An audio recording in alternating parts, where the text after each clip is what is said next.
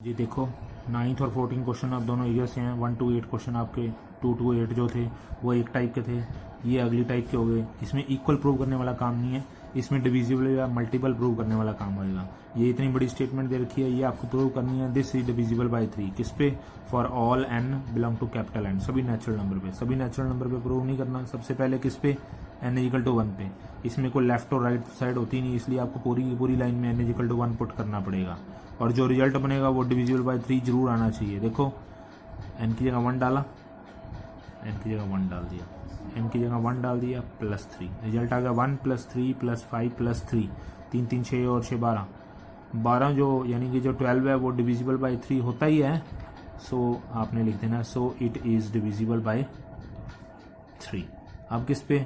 n is equal to k पे assume कर लिया, जहाँ जहाँ n है उसकी जगह k डाल दो, यानी कि ये बन गया k³ 3k² + 5k + 3 is divisible by 3। लो जी, ये इक्वेशन 1 छोड़ दो इसी पे। अब किस पे? n इजिकल टू k + 1 पे प्रूव कर रहे हैं। प्रूव करने के लिए जहाँ जहाँ n है उसकी जगह k + 1 डाल रहे हैं। क्या बन गया ये? k + 1 cube, 3 bracket k + 1 square, 5 bracket k + 1 + 3। Prove करने जा रहे हैं this is divisible by 3। Prove करने के लिए लेफ्ट हैंड साइड उठा लो। लेफ्ट हैंड साइड है अपने पास k + 1 का cube, 3 bracket k + 1 square. Left hand side मतलब जो आपको प्रूव करना है उसको उठा लो, इसमें तो लेफ्ट और राइट होती नहीं है इसलिए लेफ्ट नहीं बोलेंगे आप इसको, बस जो प्रूव करना है उसको उठा लो। उठाने के बाद बस इस सारी लाइन को आपने खोलना है। खोल के आपको ऐसी चीज़ें जरूर मिलेंगी जो आपको ऑलरेडी पता है, इक्वेशन 1 में एज्यूम कर रखी हैं, ट्रू हैं। इन चारों का सम डिविजिबल बाय 3 है, ये चारों जरूर आपको यहाँ पे दिखाई देंगी। देखो एक तो दिख भी रही है 3, कोई बात नहीं, आप खोल लेते हैं फिर उसके बाद देखते हैं। ये बना k³ + 1 + 3k² + 3k और 3 ब्रैकेट k² + 1 + 2k और 5 के अंदर 5k + 5 और +3। ये रिजल्ट में सबसे पहले k³ लिख दिया, फिर चलो एक बार वही सारी लाइन लिख रहे हैं। 3k², 3k, ये 3 के अंदर क्योंकि मल्टीप्लाई करना रह गया था ना पहले, इसलिए मैंने अभी पहले सारी लाइन को सेट कर लिया। ठीक है, बाकी कुछ नहीं कर रहे हैं, बाकी ऐसे के वैसे जैसे ये 5 पढ़ा है वो 3 पढ़ा ही रहने दिया। अब आपको जो इक्वेशन 1 में पता है ना वो सारी चीज़ें इसमें से ढूंढ लो। k³ 3k² और 5k + 3 k³, ये देखो ये बैठा k³। और क्या चाहिए आपको? 3k², वो भी बैठा है 3k²। और क्या चाहिए? 5k, ये देखो 5k ये बैठा, और प्लस का 3 और +3। यानी ये 4 चीज़ें तो पहले ही निकाल के रख लो क्योंकि इन चारों का सम तो पहले ही पता है अपने को डिविजिबल बाय 3 है, तो ये 4 चीज़ें हमने पहले ही निकाल के रख ली। 3k², 5k, मैंने ये नीचे साइन लगा रखे हैं जो पड़ी हैं, इन सबको तो अलग कर दिया, प्लस बाकी बची हुई, बाकी तो सारी प्लस में ही है। सबसे पहले 3k², फिर 6k और 3k कितना हो गया? 9k, और ये फिर 5 और 3 8 और 1 9।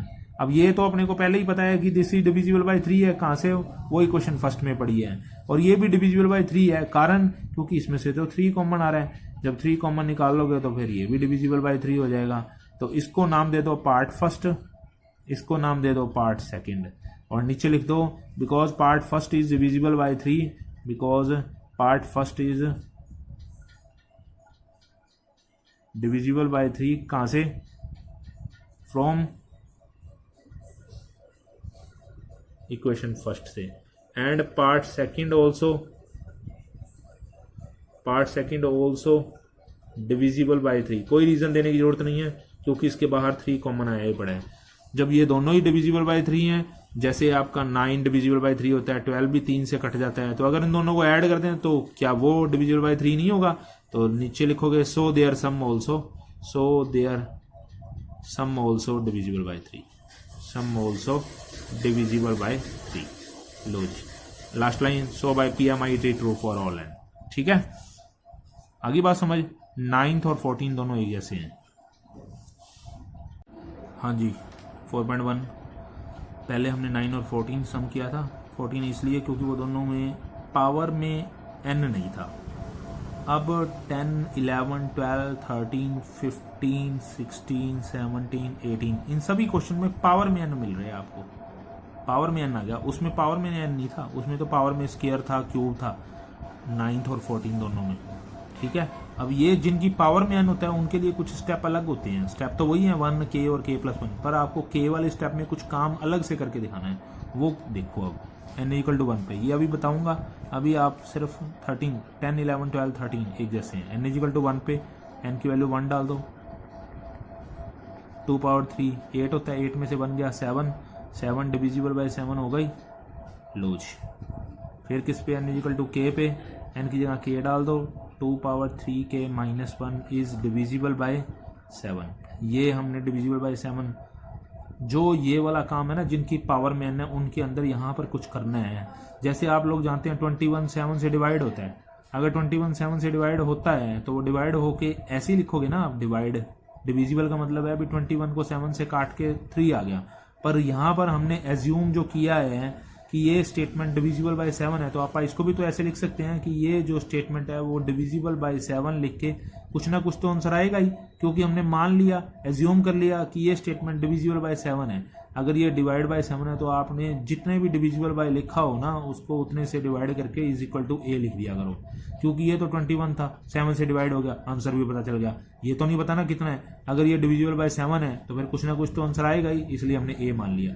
ए पॉजिटिव नंबर है, क्योंकि जब एक पॉजिटिव को पॉजिटिव काटेगा तो नेगेटिव थोड़ी आएगा, इसलिए ग्रेटर देन 0 जरूर दिखाना है। उसके बाद क्या करना है, 2 पावर 3 के माइनस 1 यहीं पड़ा रहने दो, 7 को उधर भेज दो, 7 है, सिर्फ फर्स्ट स्टेप यहाँ पे छोड़ो, बाकी सारे उधर भेज दो, माइनस 1 उधर जाके क्या हो गया, 7 है प्लस 1, ये इक्वेशन फर्स्ट होगी। अब n equal to k plus 1 पे प्रूव करना है। प्रूव करने के लिए हम लोग इसमें डाल देते हैं n की जगह k प्लस 1, 2 ब्रैकेट 3 पावर में ब्रैकेट में k plus 1 minus 1 is divisible by 7। अब इसको खोल लो, ये कितना बन गया, 2 पावर 3k प्लस 3 माइनस 1 नीचे है, ये जो प्रूव करना है उसको उठा लिया हमने, ठीक है। और ये स्टेटमेंट को हमने डिविजिबल बाय 7 प्रूव करना है, जिसमें ये क्वेश्चन 1 का जरूर यूज होगा ही होगा। तो पहले आप ये जो पावर में आपको ऐड दिखाई दे रहा है तो आप उनको ब्रेक भी तो कर सकते हो, 2 पावर 3 के और 2 पावर 3, क्योंकि आप जानते हो कि बेस सेम हो इनटू में हो तो पावर ऐड होती हैं, और अगर ऐड पड़ी हो तो आप अलग अलग भी तो लिख सकते हैं ना, लिख दिया। उससे फायदा 2 पावर 3k की वैल्यू आपके पास पड़ी है, वो पड़ी 7a प्लस 1, इसलिए तो हमने इसको ब्रेक किया था। इसकी जगह हमने लगा दिया क्या, 7a प्लस 1, और बाहर कौन बैठा है, 2 पावर 3, 2 पावर 3 तो जानते ही हैं 8 होता है, लास्ट में माइनस 1, यहाँ लिख देना यूज इक्वेशन फर्स्ट की है। बस अब 8 को अंदर मल्टीप्लाई कर दो, this is 56a plus 8 minus 1, 56a 8 में से बन गया तो 7, और इसमें से 7 जरूर कॉमन आ रहा होगा, 7 कॉमन आएगा तो ये बन गया 8a प्लस। पहले सब्ट्रैक्ट ना कर लेना, बॉड मास का रूल होता है, पहले मल्टीप्लाई होगा फिर बाद में सब्ट्रैक्ट होगा। अब आपका जरूर 7 कॉमन आ रहा है, जिससे आपने डिविजिबल प्रूव करना है वो जरूर कॉमन आ रहा होगा, this is divisible by 7, so by PMI it is true for all n, ठीक है। ओके, सम नंबर 10 12 13 हम तक होगी। Yes student, next question, this statement is divisible by 8, prove करना है आपको बाय PMI से for all n belong to capital N के लिए। सबसे पहले n इक्वल टू किस पे, 1 पे, n की जगह 1 डाल दो, रिजल्ट 9 माइनस 9 0 आया, 0 को तो कोई भी डिवाइड कर सकता है, 0 is divisible by 8, so it is true for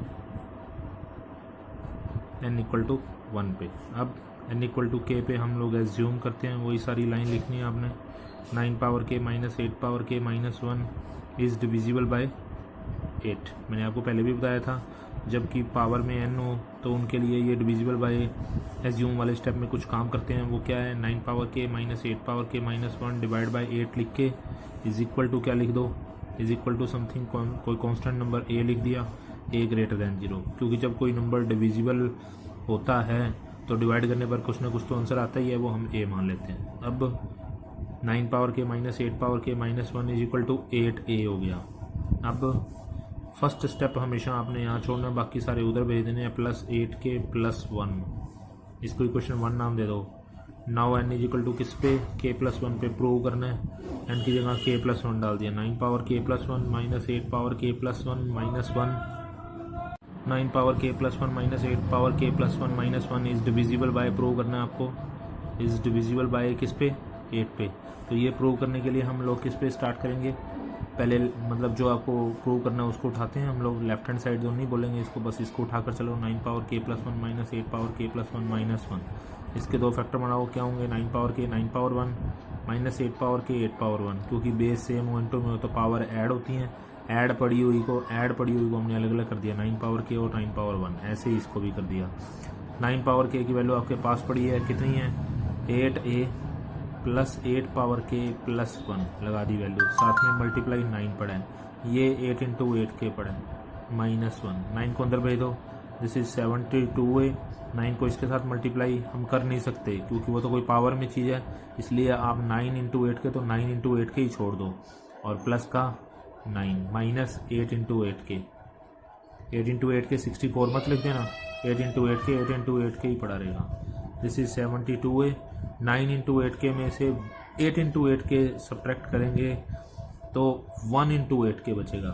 9 जैसे 9x और 8x होता है तो कितना बचता है, 1x नहीं बचता, उसी तरह 9 इंटू 8 के और 8 इंटू 8 के सब्ट्रैक्ट करेंगे तो 1 इंटू 8 के, और 9 में से 1 गया तो 8 आ ही गया। अब पूरी लाइन से 8 जरूर कॉमन आएगा, 8 कॉमन आएगा तो ये बच जाएगा 9 है। यहाँ 8 की पावर 1 कम करके दिखा दो क्योंकि 1 इंटू 8 के है, जैसे आपके पास 8 पावर 5 पड़ा हो और आप 8 कॉमन ले लोगे तो 8 की पावर 1 कम नहीं हो जाएगी अंदर, वही बात यहाँ पे है, 1 पावर कम कर दी प्लस का 1, जिसके बाहर 8 आ गया तो वो स्टेटमेंट डिविजिबल बाय 8 प्रूव होगी। ठीक है, तो सबसे पहले किस पे, n इजिकल टू 1 पे, ठीक है, फिर n इजिकल टू किस पे, k पे, फिर n इजिकल टू किस पे, k प्लस 1 पे, ठीक है, लेफ्ट हैंड साइड उठा के उसके मतलब 9 पावर k प्लस 1 और 8 पावर k प्लस 1 माइनस 1 इधर वाली साइड उठा के उसके 2 टुकड़े कर दिए। अलग अलग करने के बाद 9 पावर k की वैल्यू हमने जो बना के रख रखी है वो यहाँ पे रख दो, 9 अंदर मल्टीप्लाई कर दो, सोल्व करो, 8 जरूर कॉमन निकाल लो क्योंकि जो प्रूव करना होता है वो कॉमन जरूर आना चाहिए। ठीक है।